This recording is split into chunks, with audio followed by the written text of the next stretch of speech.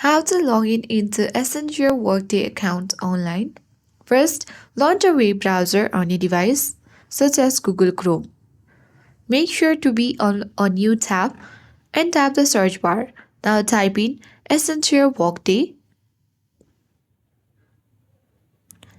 and use the search icon at bottom right corner on your keyboard.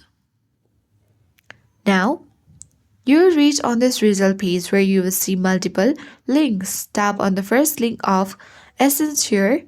So, this is the official website. You need to click on it. Now you will reach on the official interface of Accenture Workday where you need to tap on three-line icon at top right corner of your screen and tap the sign in button. Before that, you can choose the language as well. Now this portal will appear where you need to enter your credentials like your email address and password.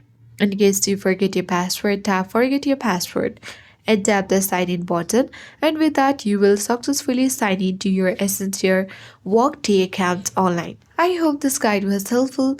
If it was, then do like, share, comment and don't forget to subscribe. Thank you for watching and I'll see you in the next video.